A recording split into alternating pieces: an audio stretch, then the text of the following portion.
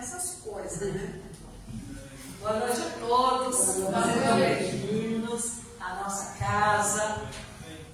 Não sei se vocês se lembram, mas hoje, ou melhor, no dia 16, de dezembro, nós estaremos completando 101 anos de fundação. Mas como dia 16 vai cair numa segunda-feira, nós vamos comemorar hoje os 101 anos da nossa casa. Tá? Então, é um prazer muito grande receber vocês aqui nessa comemoração de 101 anos do Centro Espírita Amor em Jesus. Para harmonizar o ambiente onde nós nos encontramos, pedindo que a espiritualidade amiga, que já está aqui, nos fortaleça, para que a gente possa aproveitar o máximo possível desses momentos que nós aqui estivemos, para renovar as nossas energias, dar uma clareada nos nossos pensamentos, suavizar os nossos corações, para que a gente saia daqui melhores do que chegamos. Então, a mensagem de hoje é do livro Vida Feliz, psicografado por Divaldo Franco, ditado por Joana de Ângeles. E diz assim: quem aspira por um futuro melhor para a humanidade deve contribuir para a educação e a vida infantil. O que se aplica na criança será devolvido com juros. O investimento do amor retornará em forma de bênçãos salvadoras e do abandono volverá com delinquência e desgraça.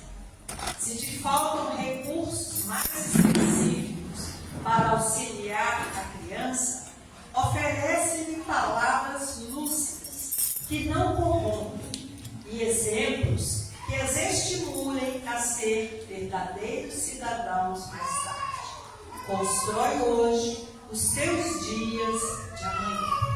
Então essa mensagem tem tudo a ver com o nosso tema de dezembro, que é sobre a família, e principalmente com o tema de hoje, que é a família e o centro espírita. Então vamos agora fazer a nossa prece.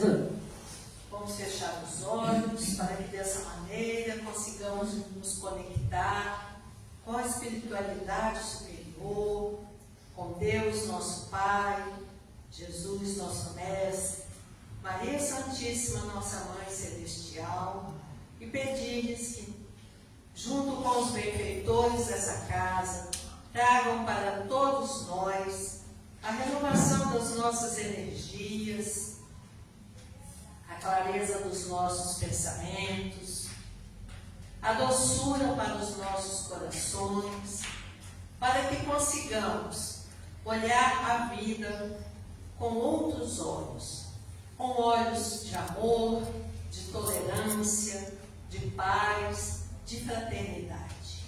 Que nós possamos, encarnados e desencarnados, sermos envolvidos pelas bênçãos divinas, para que consigamos refazer toda a nossa aura e ser assim a luz que vai iluminar esse mundo e todos aqueles que cruzarem o nosso caminho.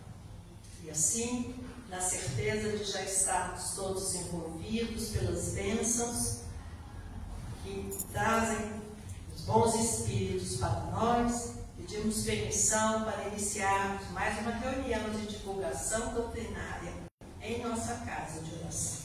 Que assim seja, graças a Deus.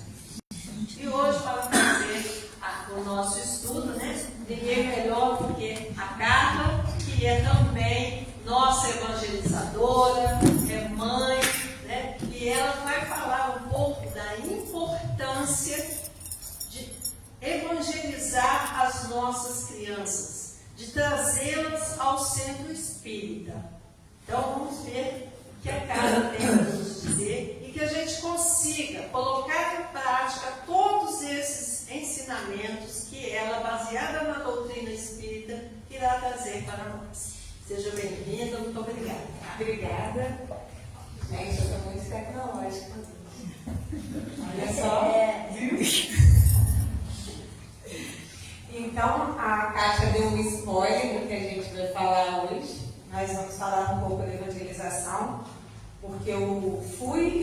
evangelizada na casa espírita a partir dos 8 anos e eu fui evangelizada pela minha mãe e hoje eu evangelizo meu filho.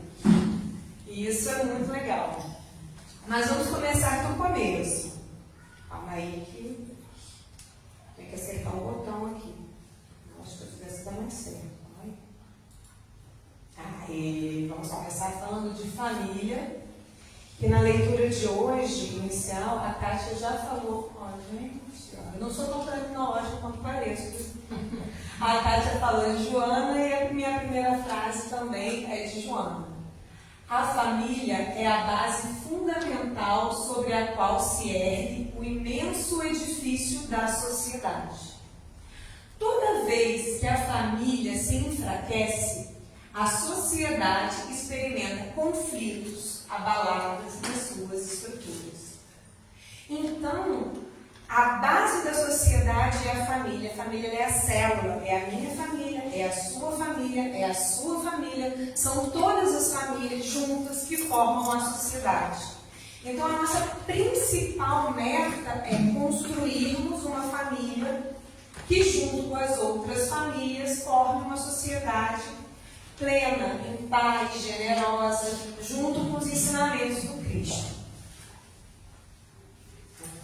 Foi, gente, ó. E aí, o livro. Aliás, deixa eu falar, o que eu fiz? Quando a Kátia me pediu para falar sobre família e centro espírita, eu tenho uma vivência, a gente tem uma bagagem espírita de como isso funciona, mas eu fiz uma coletânea de estudos da doutrina espírita, dos livros da codificação, para mostrar onde nós temos a base do espiritismo para sedimentar aquilo que a gente pratica. Então, a pergunta 174 do Livro dos Espíritos, ela questiona sobre os laços de família. Mas o que são os laços de família? Os laços de família não são uma convenção da sociedade? Será que os laços de família seriam uma lei de Deus? E aí os Espíritos respondem para a gente dizendo que o destino do homem ele é diverso do destino dos animais. Então não se trata apenas de instinto, de necessidade física. O homem ele tem a necessidade de progredir. E com a necessidade de progredir, ele tem os laços sociais, que são aqueles necessários para o progresso. Porque uma pessoa sozinha, não interagindo com nenhuma outra, ela não é contrariada. Ela não tem como se melhorar porque ela não conhece nada novo. Então, os laços sociais, eles são necessários para o nosso progresso. E os laços de famílias, eles são mais apertados do que os laços sociais. São aqueles que vêm primeiro. Então, é por isso que os laços de família são uma lei da natureza. Os laços de família são uma lei da natureza porque Deus quis que os homens aprendessem a se amar como irmãos. E vocês vão ver daqui a pouco por que Deus quis que os homens aprendessem a se amar como irmãos. Porque nós temos como laço de família a nossa grande arma para derrotar o egoísmo. Mas onde é que entra o egoísmo na história, né? O egoísmo,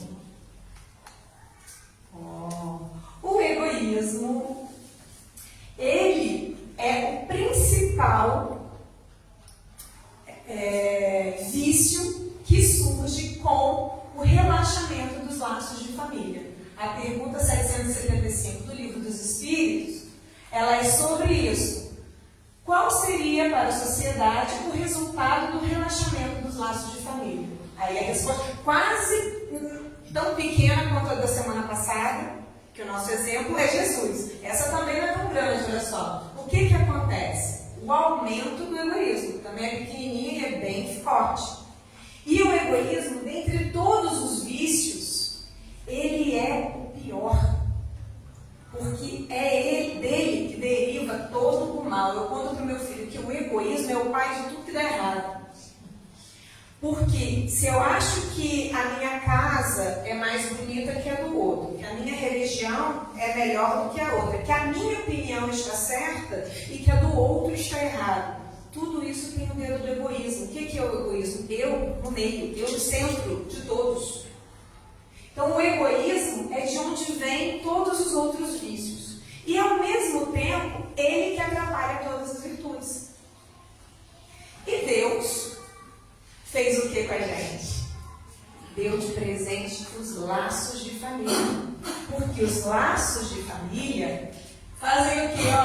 Fazem que a gente se despoje do egoísmo. Porque quando a gente se despoja do egoísmo, os homens vão se amar como irmãos. E é isso que a pergunta 916 diz pra gente. Que quando a gente se despojar do egoísmo, todos nós vamos nos amar como irmãos. E aí não vai ter mais mal, um vai auxiliar o outro, todos vão ter um sentimento de solidariedade. Mas como nós fomos criados simples e ignorantes, Deus nos deu aquela arma, os laços de família, para garantir que quando o egoísmo aparecesse, a gente tivesse um meio de combatê-lo. Então a gente já sabe a importância dos laços de família. E até tem uma passagem de Amai os vossos inimigos, que Jesus fala assim: se você só ama os seus irmãos, que mérito tereis? Aqueles de má fé também não fazem isso? Porque amar a família é uma coisa assim, que vem, é natural. E a gente costuma dizer, não tem nada mais sagrado aqui na terra do que o amor de mãe. Porque quando nasce uma criança, nasce uma mãe. A mãe pode ter todas as prioridades do mundo. Aí nasce aquela criança, a vida vira de cabeça para baixo, assim, aquela criança passa a ser o mundo daquela mãe. Por quê? Porque é aquele laço mais estreito de família, quando você dá vida a uma nova pessoa. E aí, nós voltamos para aquela minha parte inicial, só que agora eu grifei de amarelo lá. Toda vez que a família enfraquece, a sociedade experimenta conflitos, abalada nas suas estruturas. Sempre, gente. E como está a nossa família? Como está a nossa família? Como está a sua família? E como está a nossa família maior, que é Guaçuí? E o Espírito Santo? E o Brasil? E a América? E o planeta? Como estão as nossas famílias? Será que elas estão alicerçadas nos laços de família? Nós estamos no período de dezembro, fim de ano, festas natalinas, todo mundo lembra da família, né? Nem que seja para ver aquele primo que você vê uma vez por ano, mas que por força do Natal, ele se desloca de lá de onde ele vem para reunir com a família. Então, como a palestra da semana passada, este é um momento muito propício para nós nos afinizarmos, reacendermos e apertarmos os nossos laços de família. Porque os pais, ou aqueles responsáveis pela criação, são os que assumem desde o berço, com aqueles que virão na condição dos filhos, compromissos e deveres que devem ser exercidos. Essa passagem que eu tirei do livro SOS Família. Quando eu coloquei lá em cima responsáveis, é que por meio do processo reencarnatório, nós sabemos que às vezes uma pessoa que tem um vínculo com um outro espírito, que não necessariamente nasceu dela, mas pode vir por meio de adoção, pode vir por meio de um irmão que venha a falecer e fica órfão, ele também tem esse mesmo vínculo de compromisso. Isso é uma questão, né, de cada programa reencarnatório.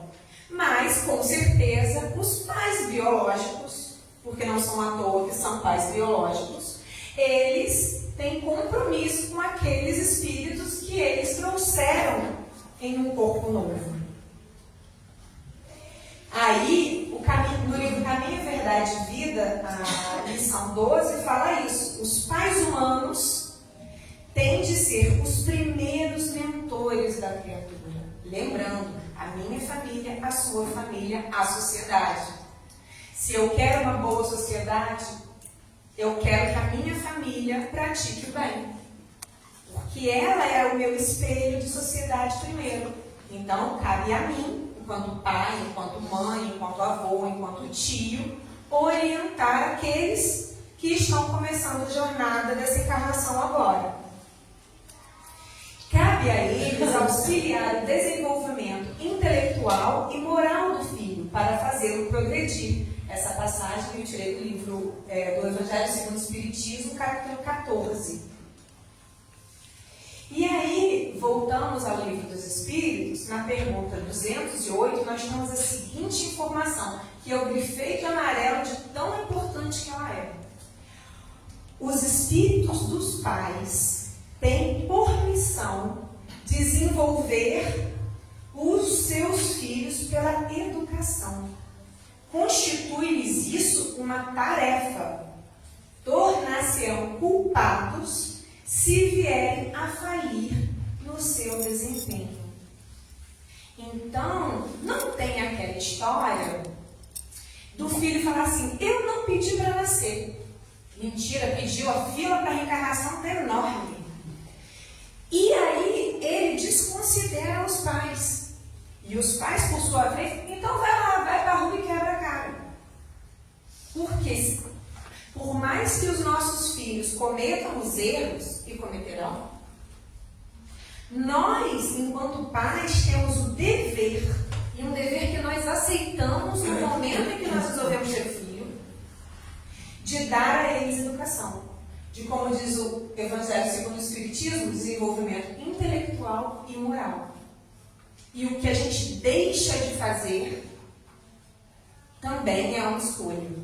E a gente responde por ela. E como é que está o mundo hoje? Porque aí a gente está aí refletindo como é que está a nossa família, né? E a família do mundo? Esse é um desenho, porque na época eu não quis guardar a foto da questão das guerras e aqueles refugiados que ficam atravessando uns barquinhos de um lugar para o outro para fugir da guerra, e esse menininho morreu afogado e apareceu lá na beira do mar, e aí fotografou, rodou o mundo, isso lá por volta de 2018, 2019, e ninguém mais fala dele. E os barcos continuam seguindo, os refugiados continuam saindo e a guerra continua. Mas agora o assunto já não é mais esse. Aí aqui é uma imagem fictícia, né? Uma reprodução de um cinto lá com uma criança. Aqui são crianças passando fome, crianças em condição de miséria, das mais absurdas possíveis, e elas em cima do colchão, no meio de um monte de lixo, no meio de um lodo. Mais reflexos das guerras, mais pessoas desalocadas, mais inúmeras mortes de adultos, crianças e idosos de todas as raças, tudo junto e misturado. E aqui é uma imagem antiga que eu peguei na internet também, que foi de um tiroteio de policiais que atingiu um monte de criança na escola do Rio. Eu não consegui resgatar a reportagem de um julgamento agora, que 5 anos depois, os atiradores foram julgados e absolvidos. E aí, mas depois eu não consegui resgatar, mas essa reflexão que tem aí. Essa aí vocês devem conhecer, né, que foi jogada da janela pelo pai e pela madrasta. Esse aí é acho que o Bernardo, que também foi assassinado pelo pai e pela madrasta. E esse aí, um é o Yuri e o outro eu não estou lembrando o nome.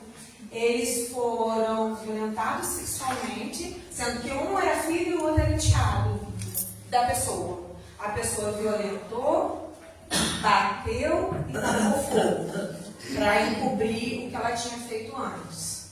Isso tudo agora, entendeu? Em que, assim, poucos anos que nós temos notícia. Esse é o mundo hoje.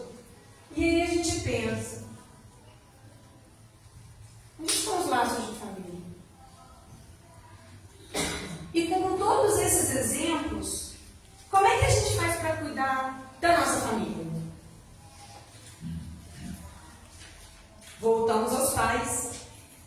porque os cuidados e a educação que os pais darão ao espírito auxiliarão no seu aperfeiçoamento e o seu bem-estar futuro, que foi o que a Kátia leu na leitura inicial. O que eu dou para a criança hoje floresce nela e volta quando ela cresce. O amor se paga. E aí, gente, eu vou contar. Não tem jeito. Eu tenho um filho, homem, e sou extremamente ligada à minha mãe. E aí todo mundo fala, gente, a avó, por parte de mãe, tem privilégio, porque a mãe é sempre junto. Olha, eu faço um esforço para fazer tudo muito igual, para ver se meu filho aprende, porque no futuro eu vou ser a avó por parte de pai. Pensa só. Então eu penso nisso. É lógico que você acaba ficando mais próximo da sua mãe, você tem mais ligação. Mas não, ele tem a mãe do pai, que é tão boa quanto sua. Então a gente tem que ter olhos de ver. Porque se a gente não tiver, eles também não terão.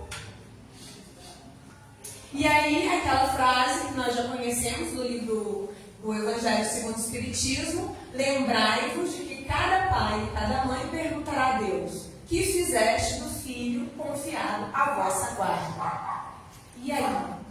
O que nós fizemos, ou o que estamos fazendo dos filhos confiados à nossa guarda? Muitos pais, eles buscam orientar os filhos, explicando, olha filho, isso está certo. Não, isso está errado. Mas eles esquecem do exemplo. Tem um dizer que fala assim, como é que é? A palavra ensina, o exemplo arrasta. Que é pelo exemplo que o negócio flui. E aí, os filhos, eles sempre vão imitar os pais. Ainda quando estes sejam perversos. Então, aqui, ó, esse pedacinho, caminho, verdade e vida, a lição 12, os filhos sempre imitarão os pais, ainda que eles sejam perversos. Aí eu peguei aquela figurinha, o pai grita com a mãe, que grita com o filho, que bate no brinquedo, ou bate no coleguinha. Que depois grita com a mãe, que grita com o pai. Como é que é? A gente ainda tem um grande índice de violência infantil. E toda violência é crime. Mas a violência infantil, ela é muito pior porque a pessoa é indefesa. E aí, ó, tem um estudo, eu tirei isso de um estudo, que diz o seguinte, que a violência contra a criança é um transtorno grave e crônico do funcionamento familiar, que se transmitem de geração para geração. E cerca de 20 a 30% daquelas crianças que foram maltratadas se tornam adultos violentos. Novamente, nós voltamos para a gente na leitura inicial. Nós somos os reflexos do que vivemos. E os nossos filhos também serão. E mesmo que eu ou você não tenhamos vivido o ideal, se a gente consegue perceber, a gente faz um esforço para que eles não passem por isso. Aí está a grande sacada do orar e vigiar. Nós estudamos, percebemos, vigiamos para não fazer igual e rezamos para ter força. Vamos lá. Que modelo nós temos sido para os nossos filhos? Tem uma historinha, que eu não lembro nem onde eu vi, mas que é da época do telefone fixo. Eu não sei se tem alguém aqui que lembra do telefone fixo. Pois bem. Todo mundo novinho aqui. Não, então por isso que eu estou falando. Pode ser que não lembre. Aí, exatamente. Esses dias eu falei dos Jacksons, todo mundo olhou para mim com uma cara assim de paisagem de que universo eu vim. Mas aí, em todo caso, o pai estava ensinando para o filho que mentir era errado. Porque o filho tinha inventado uma historinha e falou: meu filho, de jeito nenhum, você você não pode mentir. A pessoa que mente não tem nenhuma credibilidade. Se você mentir para mim uma vez, eu nunca mais vou poder acreditar em você. E o filho está lá, todo preocupado, no pai sério, falando com ele. Aí, toca o telefone. E o pai vira para a menina, tem? Se for para mim, diz que eu não tô. Gente, não dá, né? Que credibilidade que esse pai está passando com essa criança. E vou te dizer que em um dado momento isso fica confuso para a criança. Porque assim, mas meu pai está mentindo? Ou meu pai não está mentindo? A mesma coisa acontece com a violência. Os meus pais me amam, mas eles me bateram. Então, quem me ama me bate. Então, eu acostumo a apanhar, então eu posso viver um relacionamento abusivo. Porque se o meu marido virar e me bater e dizer que é porque ele me ama, está me protegendo, eu vou acreditar que meu pai faz igual. Então, são muitas nuances complicadas de se resolver. E aí, aqui, uma frase que eu dividi em duas. Quer dizer, quem não educa no sentido positivo, edificando, construindo coisas boas, educa no sentido negativo, danificando o caráter. Não tem outra opção. Ou você educa edificando, ou você educa para uma coisa ruim. E o fato de, às vezes, ou você não educa, você está educando para uma coisa ruim. Você está deixando aberto para qualquer coisa que vier. Então, a nós só cabe educar no sentido positivo. Qualquer outra coisa não é desculpa. Porque depois a gente vai ouvir Deus perguntando, e aí?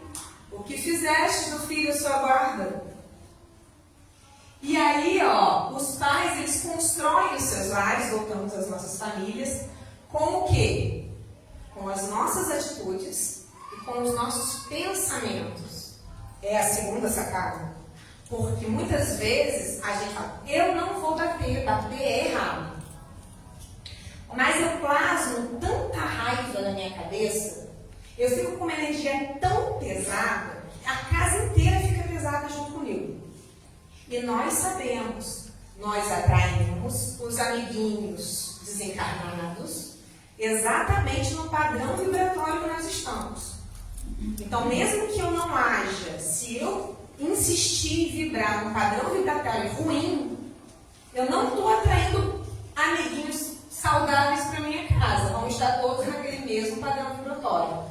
Então, se a gente deseja aqui, ó, plasmar um bom ambiente espiritual na nossa casa, a gente tem que vigiar não só o que a gente faz e o que a gente fala, mas o que a gente pensa. E eu não estou aqui querendo dizer assim, mas você nunca pode pensar uma coisa de errado. Pode, gente, você pensou, está pensado. Agora, eu só desejo ficar pensando naquilo se eu quiser. Eu pensei, aí eu falei assim, não, isso não é uma boa ideia. E aí eu pensei em outra coisa. Não tem ninguém dizendo aqui que aquele relance de pensamento ninguém pode ter não, porque a gente não tem esse controle todo. Um dia a gente vai ter. Mas você pensa e não alimenta, muda para outra coisa. E aí eu volto para aquela figurinha e trago uma figura nova. É isso aqui que a gente pode fazer, ó. Tem lá, você vê, a vovó é tão vovó que ela está dando uma foto preto e branco. Chamando a outra de inútil, a outra chamando a outra de sem valor. Só que ela criou uma barreira. Tipo assim, daqui pra frente, eu não vou replicar isso. E aí ela tá lá estimulando o filhozinho que tá tentando e falando, eu te amo. Ninguém pode mudar aquilo que a gente viveu. Nós temos as nossas marcas, nós temos as nossas bagagens, mas a gente escolhe como a gente vai trabalhar isso e como a gente vai passar isso para frente. E é o tal do ressignificar, que é aquilo lá. De vez em quando eu brinco, agora eu quero esse negócio de educação positiva, bem na minha geração. Porque se fosse numa geração antes, beleza, eu já estava positivada. Se fosse numa geração depois, beleza, não ia culpa. Mas não, bem na minha geração, eles resolvem a tal da educação positiva. Eu rezo para tudo, para todos os santos. Olha que eu conheço um monte. Porque às vezes você tem aquele ímpeto de fazer alguma coisa que você sabe que não é saudável, que não é adequado. Aí, assim, a sua criança grita. Tipo assim, comigo acontecia assim. Mas você vai lá, respira fundo, às vezes não respira tão fundo, você tranca no quarto para respirar mais fundo e depois volta, entendeu? Mas é que isso é um tentar todos os dias. Mas Kardec veio trazer mais uma arma para a gente, que é o centro espírita. Porque os laços de família, perante todo esse conflito do mundo, dessa situação que nós estamos vivendo, não está fácil segurar sozinho. Não tem problema, gente. A gente tem para onde ir. Está aqui, ó, centro espírita. Aí no livro Evangelizando Bebês, está escrito assim: o centro espírita é um ambiente espiritualmente propício para essa escola de evangelização de almas. Então, quanto mais eu consigo estar conectada com o espiritismo, com a minha religião, com a minha doutrina, e quanto mais eu consigo vir à casa, mais o meu padrão vibratório está melhor, mais eu plasmo energia positiva dentro do meu lar, mais eu me fortaleço para estreitar os meus laços de família. Daí a importância do centro espírita nos laços de família. O centro espírita, ele é um educandário de espíritos. Até na evangelização, depois eu não achei a figurinha para botar aqui, eu dei uma figurinha para as crianças colorirem. Era a terra, escrito escola, e Jesus do lado. E tinha um monte de criança. Por que é isso? Jesus veio o quê? Educar os espíritos para o bem. Nós somos essa escola da terra, um educandário de espíritos. E além disso, nós somos também um posto de socorro. Porque quando a gente está aqui, a gente está sendo tratado. Quando a gente toma a aplicação de passe, a gente recebe bons fluidos. Quando a gente toma a água fluidificada, nós recebemos também bons fluidos. Além de tudo, é uma casa de oração e um ambiente de convivência fraterna. Porque eu vim adulta para Águas Firmes. Eu e meu marido.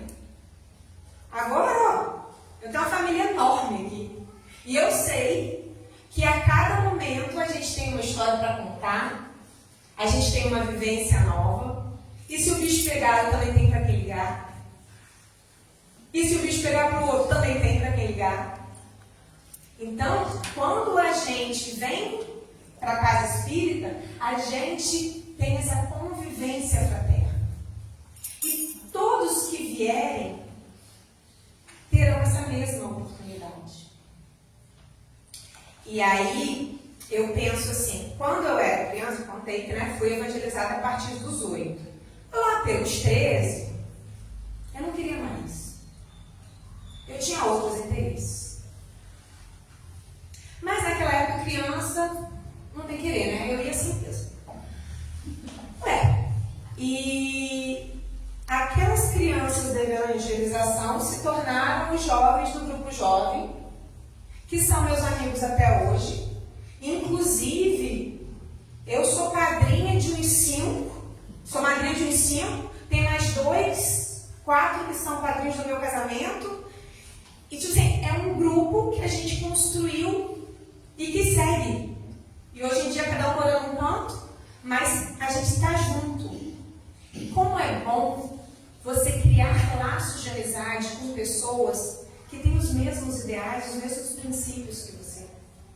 E quando você é adolescente, que você se acha todo esquisito, e que você acha que ninguém gosta de você, e aquele monte de coisa que o adolescente tem na cabeça, quando o adolescente ele vem num lugar onde todos estudam para desenvolver melhor a fraternidade, eles são mais bem acolhidos em suas diferenças, porque o outro está com olhos de querer dar certo.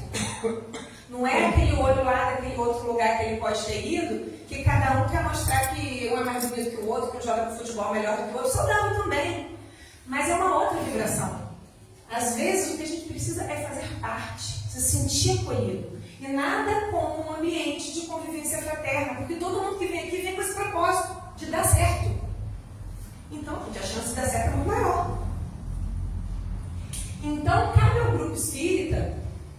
além de acolher a criança, e eu vou ter criança em vermelho, nós somos todos crianças em espírito, que nós estamos ainda em processo de evolução.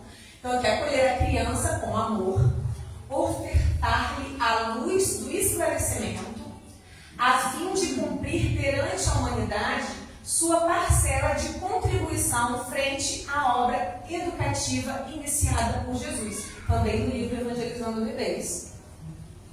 Então, o centro espírita ele tem um papel muito importante, porque ele dá todo o aparato, toda a estrutura para você ter esse conhecimento.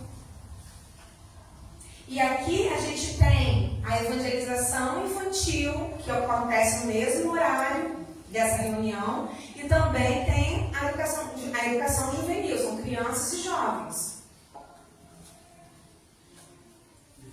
O Centro Espírita, que palavras de Bezerra de Menezes, consciente de sua missão, deve envidar todos os esforços, não só para a criação de escolas de evangelização espírita infanto-juvenil, como para o seu pleno funcionamento, considerando a sua importância em termos de formação moral das novas gerações e de preparação de futuros obreiros para a casa e para o movimento espírita. E não é fácil, né? E aqui, a gente sabe que são inúmeros os desafios. Ou tem um problema na sala, ou não tem tarefeiro, ou não tem evangelizando. Porque é isso, a gente tem dia que não tem criança. Eu falo que aqui não falta criança porque as evangelizadoras são mães. Então, pelo menos o filho daquela evangelizadora tem. Mas tem dia que a gente tem 10, tem dia que a gente tem 2. Agora, uma coisa é certa. Essa tarefa é do Cristo. A casa é do Cristo. E Cristo não vai deixar de errado. Ele vai dar um jeito de viabilizar o funcionamento. A gente precisa o quê? Estar disposto a fazer. Se a gente arregaçar a manga para fazer, vai ser difícil, mas vai ser feito. Porque ele não vai deixar isso impossibilitado. E sobre a evangelização? A evangelização é toda atividade voltada ao estudo do cristianismo e à vivência do Evangelho de Jesus. Vejam, evangelização é para todos. A gente dá um foco em crianças e adolescentes, mas é para todos, somos todos espíritos, estamos todos em processo de aprendizagem. E o que a evangelização faz? Ela faz a integração do evangelizando com ele mesmo, é o autoconhecimento, é o auto-perdão com o próximo e com Deus. Ele se sente dentro. Porque ele se entende, ele se relaciona com o outro, ele está em conexão com Deus. Então, está pleno para evoluir. A evangelização espírita, e mais uma vez, embora seja do livro Evangelizando Bebês, você vê que ela não coloca em uma idade. A evangelização espírita é a formação moral para a eternidade, inspirada na doutrina e na moral do Cristo, para todos nós. Então, é imperioso que se reconheça na evangelização das almas a tarefa da mais alta expressão na atualidade da doutrina espírita. E olha, isso é uma passagem grande, eu dividi porque que você fique bem acima das nobilitantes realizações da assistência social. Porque em todas as igrejas, graças a Deus, em todas as religiões, nós vemos uma disposição a fazer assistência social, porque são muitos os necessitados. E nós estamos o quê? Buscando uma existência fraterna para com todos. Só que a gente tem que ter um olhar diferente. Por quê? Porque a evangelização do espírito, ela é uma ação preventiva. Ela evitará derrocadas no erro, novos desastres morais, que são eles os responsáveis pelas maiores privações, dos maiores sofrimentos de hoje e de adiante. E ela é responsável pelos panoramas de dor e lágrimas de toda uma sociedade. Voltamos para a leitura inicial. Aquela criança corretamente ensinada dentro da doutrina do Cristo, ela vai estar, se não blindada, avisada dos caminhos mais adequados a serem seguidos. Então, por isso que a passagem é nesse sentido, e nós devemos auxiliar a todos, favorecendo, sobretudo, a criança e o jovem em um melhor posicionamento diante da vida em face da reencarnação. Essa é uma mensagem antiga, de 1986, mas é totalmente atual. Por quê? Porque muitas vezes a gente está preocupado com o exterior. A gente vê o sofrimento exterior e aquele que a gente pode ajudar materialmente, porque é mais fácil ajudar materialmente. Quando a gente devia estar preocupado em prevenir os sofrimentos futuros que são oriundos dos erros, da nossa invigilância e não evangelizar adequadamente as nossas crianças, os nossos jovens e nós que estamos em processo de eterna aprendizagem.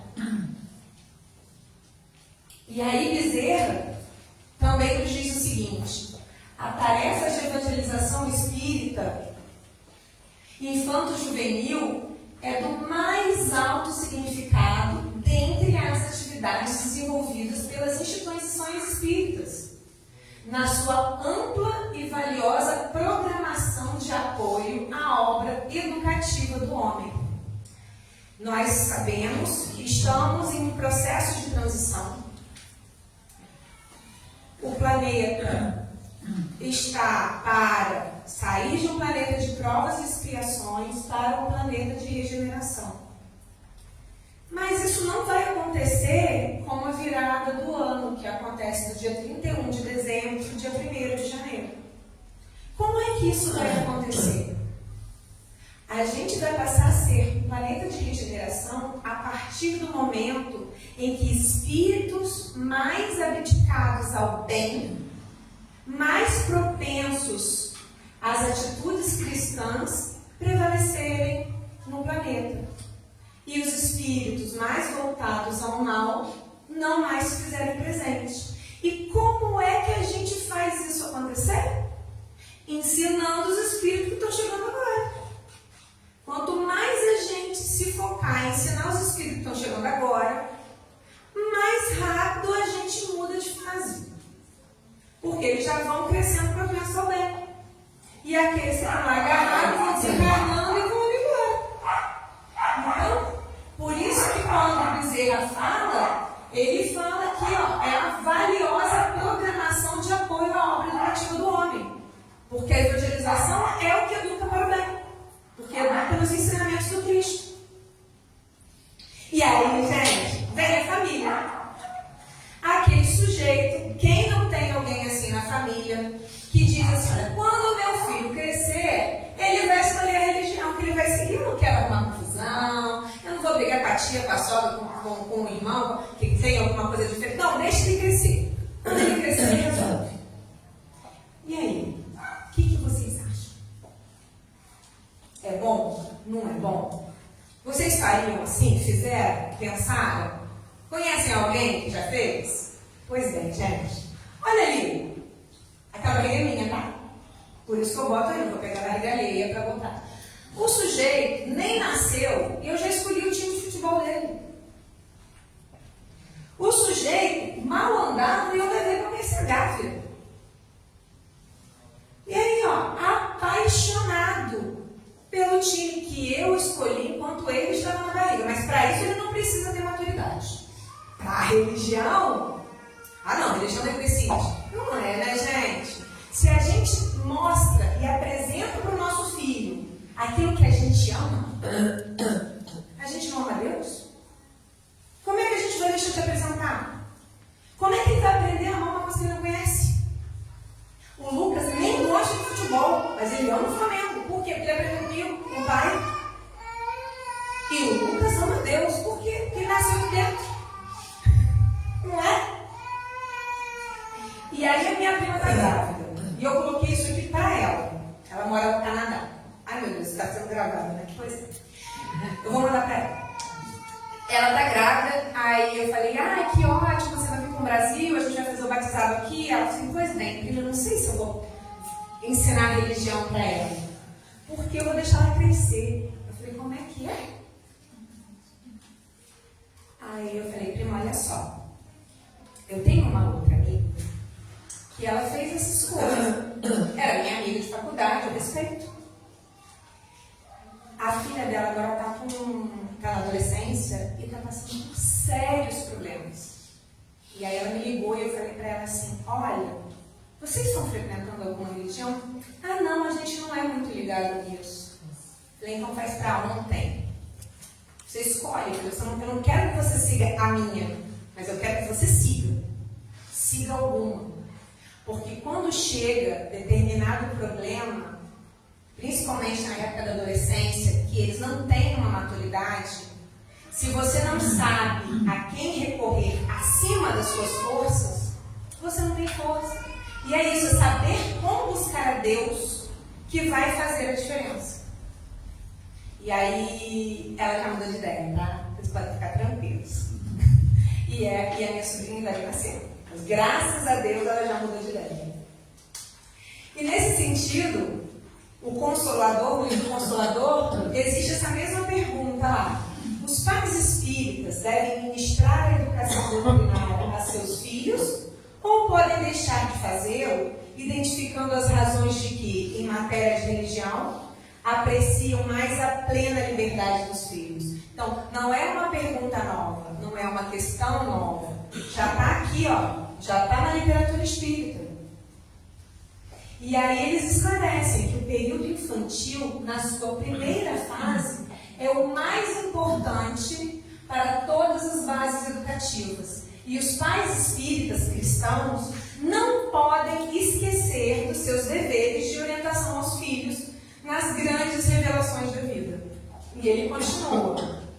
Em nenhuma hipótese, essa primeira etapa de lutas terrestres deve ser encarada com indiferença. É criança, não está entendendo. Está entendendo. O pretexto de que a criança deve desenvolver-se com a máxima noção de liberdade pode dar ensejo a graves perigos, como aquele que eu contei, e muitos outros que talvez vocês já tenham ouvido falar. E há um tempo atrás, não sei quanto tempo, tá? Teve a tal do jogo da baleia, não sei o que ensinava as crianças a se cortarem. Entendeu? Foi uma situação muito assustadora na época, eu lembro. E todo mundo que tinha filho, adolescente, começou a ficar mais atento. Mas é isso. Qual é a sua conexão com o seu filho?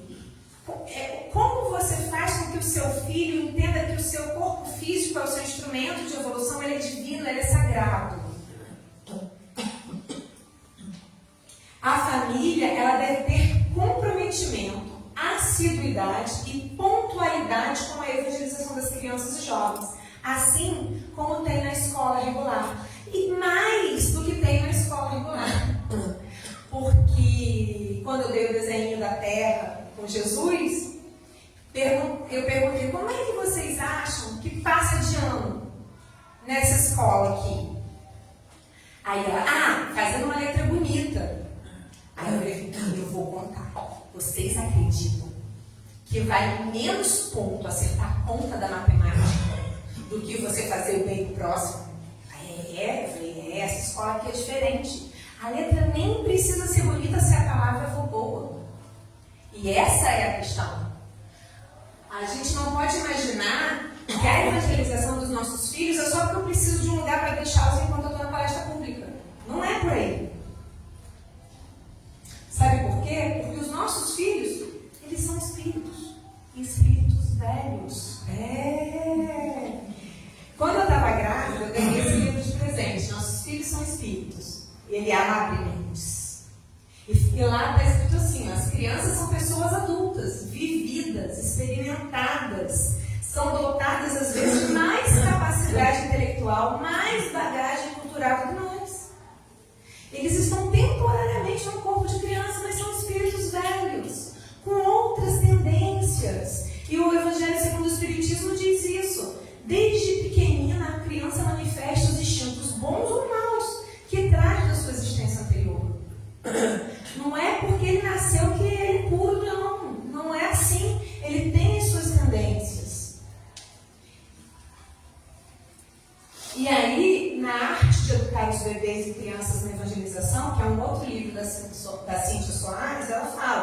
O espírito renasce com uma programação específica. E ele traz a sua bagagem espiritual, as tendências morais das experiências anteriores. E elas ficam apenas, momentaneamente, adormecidas. E com esse esquecimento temporário, que ele está mais aberto às influências do ambiente exterior. Então, enquanto criança, ele está mais propenso a receber aquilo que a gente está ensinando. Porque depois ele vai despertando porque ele sempre foi aquele espírito que ele é. Que ele é, né? E por isso que Divaldo fala, o Senhor solicitou deixassem ir a ele as criancinhas, a fim de nelas plasmar desde então mais facilmente e com segurança o reino de Deus que ele vier restaurar na terra. Quando Jesus deixou que chegassem perto dele as criancinhas, ele falou, o meu ensinamento é para elas. Tanto que ele fala, aquele que não se assemelhar a elas não estiverá no reino dos céus. Porque, Jesus era, assim, o mestre. Então, só os adultos iam lá para entender, como se as crianças não pudessem participar daquele momento. E ele falou, não é assim, muito pelo contrário. Então, em que momento da infância, estou vigiando, viu? Em que momento da infância deve ser iniciada a evangelização? Agora eu quero ver, vocês têm alguma ideia? Eu trazia as minhas meninas desde que eu estava grávida e também quando eu ganhei as meninas, aqui era só bancão, não tinha essas cadeiras. Aí uma ficava sentadinha, a outra ficava deitadinha no meu colo e sentava. E é isso aí, ó. Vamos fazer o pré-natal do espírito. Exatamente, devemos fazer o pré-natal do espírito. Porque quando ele está na barriga, ele já está absorvendo todas as vibrações do lar e dos ambientes em que a mãe dele vive. E ele mantém esses registros da gestação. Tem muita gente que fala assim, quando eu estava grávida eu adorava comer tal coisa. Fulaninha nasceu, eu adoro comer a mesma coisa. Gente, isso é físico. Imagina as impressões do espírito, a energia, os sentimentos. Então, por isso, a gente tem que dar segurança para os bebês. Durante a gestação, é importante cantar, rezar, conversar, contar histórias, porque ele se sente acolhido, se sente confortável. Isso dá segurança para aquele espírito nascer. E aí, quando ele é bebê, o que a gente faz? Continua trazendo para cá. Lógico. Quantas vezes vocês não ouviram o choro do Lucas aqui na palestra de terça-feira? Também. Por quê? Porque Leon Denis, ele explica. Desde o berço, nós temos que estudar as tendências que aquela criança trouxe. E daquelas tendências, o que a gente tem que fazer? Aplicar para desenvolver essas experiências boas e aniquilar as más. Porque todas as crianças vão trazer. Agora, aquela que a gente alimenta mais se desenvolve melhor. E até os 7 anos? Até os 7 anos, tudo bem. Eu não me liguei, não fiz o pré-natal do bebê, não trouxe o bebê, não tem problema não. Até os 7 anos ainda temos várias facilidades. Esse é o período infantil mais propício para a assimilação dos princípios educativos. Até os 7 anos, o espírito ele ainda se encontra em fase de adaptação. Então ele ainda está meio ligado ao plano espiritual. Ele não tem uma integração perfeita, total na matéria orgânica. As suas recordações do plano espiritual, ou seja, da sua programação reencarnatória, elas estão mais acessíveis. E aí a gente consegue melhorar mais na adequação, tipo assim, moldar melhor aquele caráter, porque ele ainda está mais maleável. Isso aqui, essa passagem é do Consolador. Mas depois dos 7 anos, gente, quem não viu aquela criança depois dos 7, 8 anos parecia outra, né? Depois dos 7 anos, ele toma conta da sua própria personalidade e fica mais difícil. Mais difícil não é impossível, é só mais difícil. Todos nós aqui já passamos dos 7 anos. E continuamos aqui e está tudo bem. e seguimos em frente, e por mais difícil que seja, a gente não vai desistir, a gente vai conseguir. Então, como a gente faz por nós, façamos para com eles. Lembrando que o evangelizador não é babá. Vocês vêm e largam as crianças porque não tem com quem deixar. Porque se tiver, não vou levar não, vou deixar com a mamãe, não vou levar não, vai ficar brincando com os coleguinhas. Não, gente, a proposta não é você vir e ter com quem deixar a criança ou o jovem. A proposta é trazer o jovem, é trazer a criança. Por quê? Evangelizar bebês e crianças é educar o espírito, levando-o a sentir as vibrações amorosas de Jesus e a proteção de Deus. E se eles são os nossos bem-amados, como é que a gente não vai querer que eles sintam isso? Se é o melhor pra gente, como é que a gente não imagina que seja o melhor para eles? Não é simples, eu sei enquanto mãe e enquanto filha. Fiz muita pirraça para não ir, porque eu queria ficar brincando com meus primos. Dou graças a Deus da minha mãe não ter obedecido a minha pirraça. E hoje em dia, eu vejo quão bem isso me fez e sigo fazendo, embora de vez em quando também tenha uma resistência, mas muito menos do que naquela época. E se hoje ele não está aqui, é porque ele está com febre em casa, porque a programação era para estar. E aí, para finalizar, eu trouxe a mensagem da criança, no livro Antologia da Criança, de Meimei. Dizes que sou o futuro. Não me desampares o presente. Dizes que sou a esperança da paz. Não me induzas à guerra. Dizes que sou a promessa do bem. Não me confies o mal. Dizes que sou a luz dos teus olhos. Não me abandone nas trevas. Não espero somente o teu pão. Dá-me luz e entendimento. Não desejo só a festa do teu carinho. Suplico-te amor com que me eduques. Não te roubo apenas brinquedo. Peço-te bons exemplos e boas palavras. Não sou simples ornamento do teu carinho. Sou alguém que te bate a porta em nome de Deus. Ensina-me o trabalho e a humildade, o devotamento e o perdão. Compadece-te de mim e orienta-me para o que seja bom e justo. Corrige-me enquanto é tempo, ainda que eu sofra. Ajuda-me hoje para que amanhã eu não te faça chorar. E é isso, gente. Que a gente possa pensar em nós e nos nossos, todos os nossos. Porque quando avisaram a Jesus que a família dele estava lá, ele perguntou, mas quem é minha mãe? Quem são meus irmãos? E nós, a humanidade, somos todos irmãos. E se a gente puder, em algum momento, auxiliar, ou evangelizar, ou ajudar ao evangelizando, nós estamos fazendo um pouco de parte dessa tarefa aí. E que Jesus nos abençoe.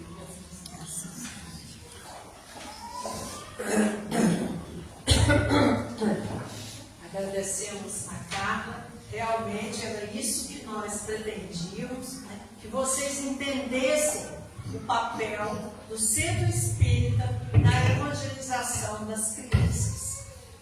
A gente leva as crianças para brincar na pracinha, para brincar na casa do amigo, né? E por que não trazer a criança aqui? Ela também vai brincar aqui, mas ela também vai ser instruída, educada, né? Ela vai conhecer, como a Carla falou, um suporte para as horas de dificuldade que todos vão passar, inclusive a criança. Então, vocês que têm filhos, netos, sobrinhos, né, tragam as crianças para a evangelização. As evangelizadoras se desdobram para fazer o melhor possível, né, para os seus filhos. E ficam tristes quando preparam uma aula, né, muitas atividades para a criança pintar, recortar e aprender a dividir, né, aprender o real ensinamento de Jesus, e aí não aparece ninguém, porque ficou com preguiça. A criança não, a gente, né, que fica com preguiça. Porque a criança é uma questão da gente criar o hábito. E aí ela vem sempre. Tá? Então nós vamos fazer agora a nossa oração. Ótimo, fantástico. Vamos fazer a nossa oração. Para depois a gente dar a prosseguida. Vamos fechar os nossos olhos. Nos conectar novamente com a espiritualidade superior. E agradecer esses momentos que aqui passamos. Momentos de renovação das nossas energias. Momentos de esclarecimento. Talvez até não para a gente, mas para aquela nossa vizinha que tem um filho que está de comportamento rebelde. Por que não falar com ela para trazer a criança e ela mesma aqui ao centro, onde nós estaremos aqui para dar apoio, esclarecimento, ouvir os seus problemas. Então, que todos nós, encarnados e desencarnados, possamos, neste momento, agradecer a oportunidade de frequentarmos um centro espírita, de conhecermos a doutrina espírita, porque isso vai nos fortalecer nos momentos difíceis, de dúvidas, de angústias, de ansiedade, porque sabemos que não estamos sozinhos. Deus, nosso Pai, estou falando de espíritos amigos, estão aqui para nos ajudar, nos apoiar e nos proteger. E assim, agradecidos, pedimos a permissão para encerrarmos a primeira parte da nossa reunião. Que assim seja, graças a Deus.